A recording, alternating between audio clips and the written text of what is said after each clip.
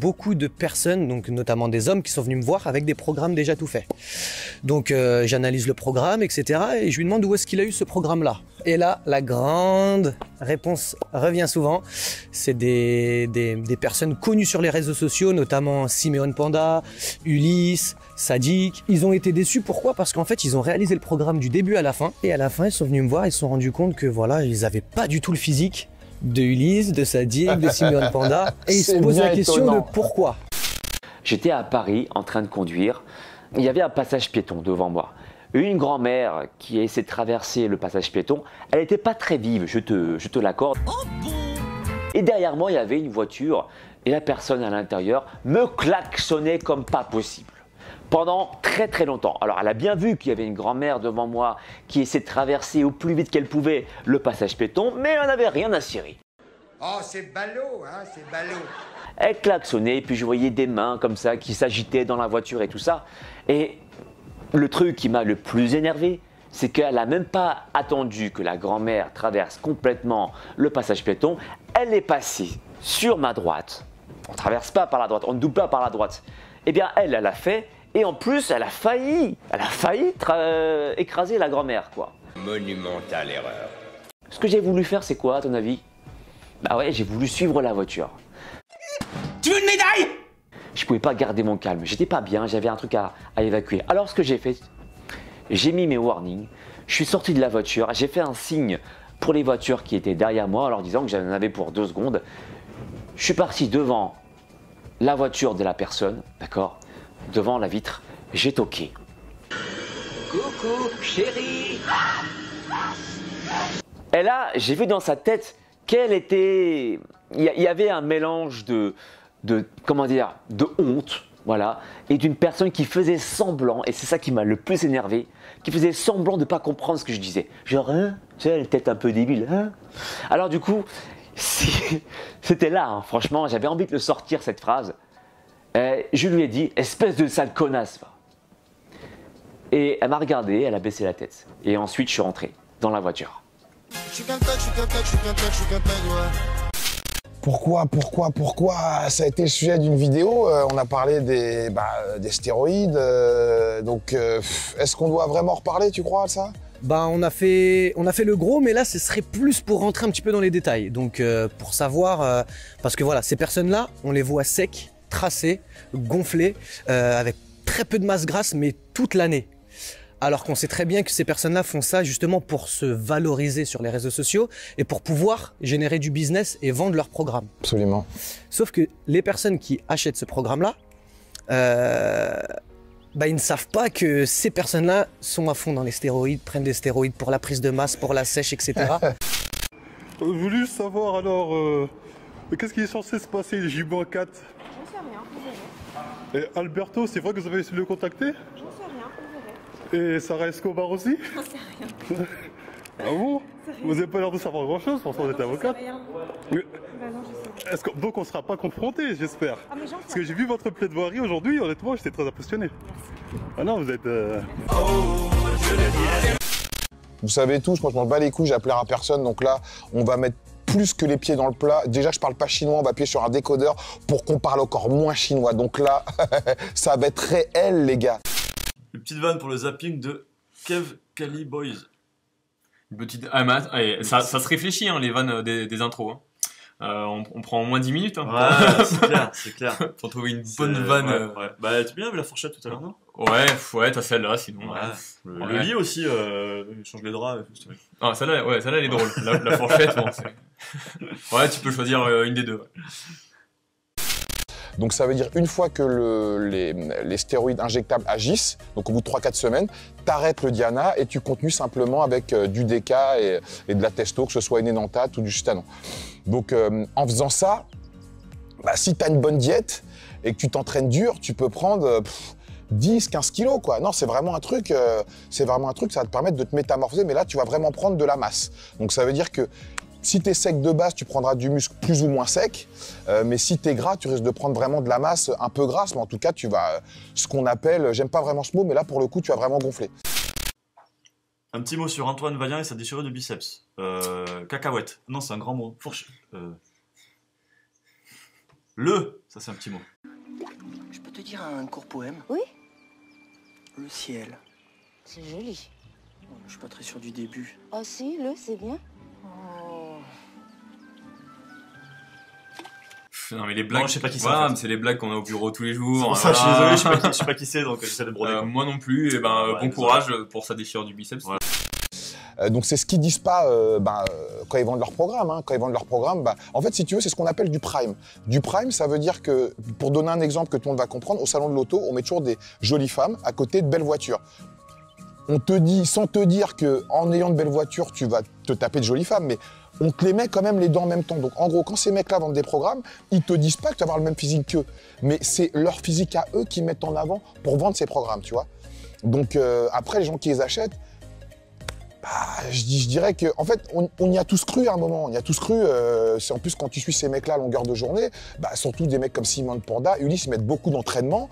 En fait, à la différence des femmes par rapport à Katia, par exemple, dont on parlait, c'est que eux, c'est totalement l'inverse. Eux, ils mettent beaucoup de contenu pour te faire croire, pour te vendre le truc, quoi. Ils te mettent beaucoup de diètes, sur leur chaîne YouTube, ils parlent de beaucoup de choses, ils t'inventent même des mouvements pour te faire croire. Ah ouais, en fait, si j'ai pas pris des pecs, c'est parce que j'ai pas fait la barre serrée comme ça pour le milieu des pecs. C'est pour ça que j'ai pas pris des pecs comme Ulysse ou Simone Panda, tu vois.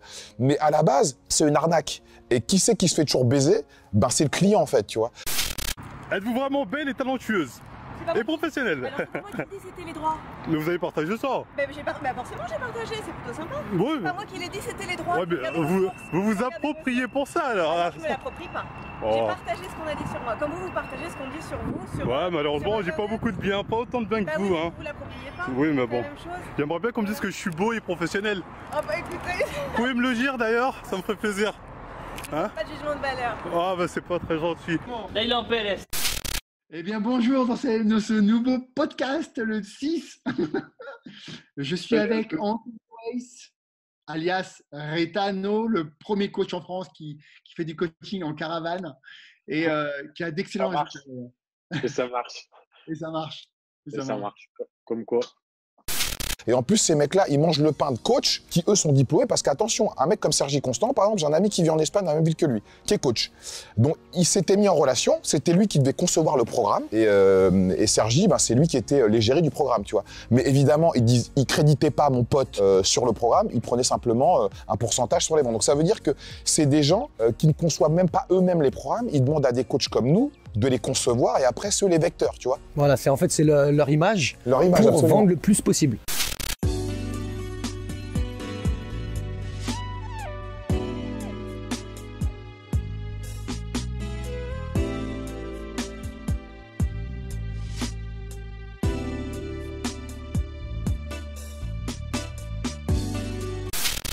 Les mecs qui étaient le mieux, c'est les mecs qui enchaînaient beaucoup de concours, tu vois. C'est-à-dire qu'ils devaient être secs toute l'année, donc eux, ils envoyaient toute patate tout le temps. Mais un mec qui fait par exemple qu'Olympia une fois dans l'année, il se prépare pour Olympia, après il fait une dialyse, parce qu'il faut savoir que les mecs, ils font des dialyses, ils nettoient leur sang, parce qu'avec tout ce qu'ils envoient, arrive un moment, il faut que tu nettoies ton corps et que tu arrêtes de prendre des produits pendant X temps. Ça va dépendre évidemment de votre morphologie, de votre souplesse, de votre mobilité. Au niveau de la morphologie, voilà, ça dépend aussi peut-être de la longueur de votre fémur. Je prends Lauralis parce que c'est un cas particulier. Elle n'est pas faite pour faire du squat. Elle a un fémur très très long. Elle a des très longues jambes qui sont magnifiques, mais du coup, pour le squat, elle n'est pas du tout adaptée à ça. C'est-à-dire que elle se penche littéralement complètement en avant quand elle fait du squat. Et en plus, elle a manque de souplesse et de mobilité pour le squat.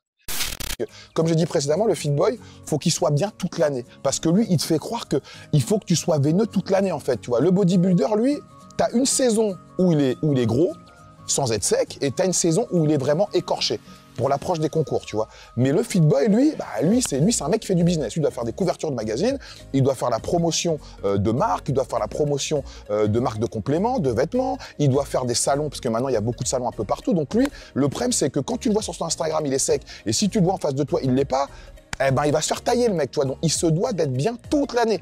Ça veut dire que le fit boy, à l'instar du bodybuilder, lui, il envoie toute l'année, tu vois. Alors dans ce milieu du fit game, moi je trouve qu'il y a beaucoup de dictates. Un petit peu comme dans la mode. Tu dois être comme ci, comme ça, tu dois être formaté d'une certaine manière. Et si c'est pas le cas, bah t'es pas crédible. Les hommes sur YouTube sont les premiers à clasher la petite fit girl. Tellement plus facile hein, de taper sur les filles. Et de clasher les effets pervers, de clasher la chirurgie, les filles qui font du sport, qui se montent sur les réseaux. Mais c'est les premiers à dire que telle ou telle fille n'a pas le physique pour faire du sport ou pour être dans le fitness ou pour être une fit girl. Après les produits vraiment pour sécher, clenbutérol, T3, diurétique. Et là après, voilà, là quand t'es là-dedans, c'est que ton corps, c'est une veine. C'est une veine, ton corps c'est une veine. Ce qui veut dire que tu peux même monter en calories et rester tout le temps sec, tu vois. Et là, tous les mecs que tu vois, les mecs comme Sergi Constant, comme Ulysse, comme Simone Panda, comme Sadik, ah là, t'inquiète pas, qu'ils sont plutôt de ce côté-là. Ils sont même plus dans les produits pour la masse, tu vois, parce qu'ils sont tout le temps secs. Ça veut dire qu'ils prennent plutôt cette catégorie de produits-là. Vous avez dû tomber aussi sur ce style de photo. Et clairement pour moi, associer le fitness, la musculation à la maigreur, ça me dérange. Pourquoi je le dis? C'est juste en connaissance de cause, parce que quand je reçois les objectifs de certaines de mes clientes, quand elles m'envoient des photos de nanas parfois plus maigres que ça, alors qu'elles ont un corps de base totalement correct au niveau taux de masse grasse, ça me fait de la peine pour elles. Parce que je me dis, ces photos-là, elle est allée les chercher sur internet, et ça, elle se dit, comme ça je serais canon, comme ça je serais dans la norme. Non. Donc ne confondez pas fitness et musculation avec un corps de feuille A4. Moi, à la limite, que tu dises que tu prennes des produits, alors faut brisser cette omerta. On s'en bat les couilles. Je veux dire, dis aux gens que s'ils veulent être comme toi, eh ben, ils y aillent, à leurs risques et périls, mais leur fais pas croire qu'ils vont avoir ton physique rien qu'en mangeant des blancs de poulet, en mangeant du riz, en mangeant des blancs d'œufs le matin, et que s'ils n'y arrivent pas, c'est parce qu'ils n'ont pas été sérieux. À coup de phrases de motivation à 2 balles, de citations de Shakespeare ou de Baudelaire ou de je ne sais qui, comme si en gros, tu n'arrives pas à suivre une diète, t'es un mec qui a rien compris à la vie, tu vois.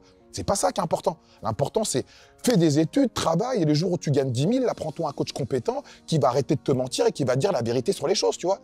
Moi, ce qui m'énerve, c'est l'hypocrisie qu'il y a des fois sur les réseaux sociaux. Des personnes qui dénoncent, mais qui en même temps clashent à mort. J'ai remarqué aussi également un autre truc qui m'énerve, car je trouve ça d'une hypocrisie. J'ai vu énormément sur Instagram de Insta This Reality, avec plein de fitness girls, hein, je vais vraiment parler des personnes en France notamment, qui sont sur les réseaux sociaux, qui sont coachs, sportives, ces fit girls qui veulent dénoncer l'effet fit girl, mais qui au final font tout pareil. Tout le monde joue plus ou moins le rôle des réseaux sociaux. Faut pas être hypocrite avec ça. Moi, quand j'ai commencé et que j'ai posté mes premières photos et que mon compte était public, je jouais déjà le rôle des réseaux sociaux et je me suis prise au jeu avec les années. Et je trouve que cracher dans la soupe quand on fait soi-même ce qu'on dénonce, bah ça induit les gens en erreur et ça presque détériore et met de manière péjorative la connotation fit girl.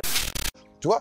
Donc moi en fait ce que je reproche à ces mecs, c'est comme ce que je reproche aux meufs, c'est qu'arrive un moment, celui qui se fait baiser, c'est le consommateur. Parce que c'est le mec qui te suit. Parce que regarde, on appelle ça de l'engagement. N'importe quel mec qui a des abonnés, par exemple, un mec qui a 1 million d'abonnés, tu as peut-être 100 000 personnes qui vont liker ses photos. Ces 100 000 personnes, ça veut dire qu'ils sont acquis à sa cause. Sur ces 100 000, tu en as peut-être 1000, 2000, 3000 qui vont lui acheter tout ce qu'il a à vendre. Tu imagines 1000 ou 2000 personnes qui te donnent 50 € par mois. C'est énorme, ça fait que les mecs, ils habitent à Los Angeles, ils roulent dans des grosses voitures, eux, ils ont la belle vie. Mais pendant ce temps-là, bah, ils te la mettent profond, tu vois. Et ces personnes-là n'auront jamais le même physique. N'auront jamais le même physique. Et en fait, ils pénalisent toi en tant que coach parce que tu as toujours des mecs qui vont venir te voir en disant « Ouais, mais tu me dis ça, mais j'ai vu dans la vidéo de machin, il dit pas ça. » Ah, mais va lui bouffer les couilles si t'as envie. Là, on avait une jeune personne qui faisait de la corde à sauter. Pourquoi pas, hein. Arnold, il est là pour partager de bonnes ondes. Et tout d'un coup, on a un profil qui court. Et c'est là où c'est un peu confusant. Il court depuis l'autre bout de la salle. On le voit clairement arriver sur la vidéo de la personne qui filme. De toute façon, vous l'avez à l'écran. Donc, on le voit arriver de loin. Et il fait un saut et il tape avec son pied du coup et tout son poids de corps. Arnold Schwarzenegger, hein, 70 ans, de dos. Donc, ce qui est troublant avant d'avoir l'aspect frustration, c'est que cette personne ait réussi malgré l'encadrement, malgré la sécurité, malgré en fait le nombre de personnes qui s'occupent de la sécurité d'Arnold, à courir, à traverser toute une salle, à sauter et à taper Arnold Schwarzenegger. Tellement, on a envie tellement d'y croire en fait par rapport à ce qu'on voit sur les réseaux sociaux qu'on finit par se cacher de la vraie réalité. Tu vois, la vraie réalité, c'est que ces mecs-là, tu peux pas être sec toute l'année, c'est pas possible. Tu peux pas avoir moins de 10% de masse grasse à l'année, c'est pas possible ça. Ce n'est pas possible, à part si tu prends des produits qui peuvent te permettre d'être comme ça, mais c'est au détriment de ta santé, tu vois. Et avec les réseaux sociaux, comme je le disais dans la vidéo sur les stéroïdes, si un mec a du mal à monter un escalier, si un mec il a du mal à baiser parce qu'il a pris tellement de produits qu'à 25 ans, il voulait de carburant au Camagra, au Viagra, qu'il achète sur internet, tu vois, non, mais il va pas te le dire ça. Tu vois, il va pas te le dire, il va te montrer un lifestyle super, ouais, je vais à la salle de sport avec ma belle voiture, je me gare, ma meuf elle est super bonne. Ah ok, mais ça se trouve son quotidien c'est pas ça, c'est que du mytho. Sachez qu'aucun homme n'a têtu dans cette vidéo, il n'y a que le respect qui est mort. Je vous dis à très bientôt.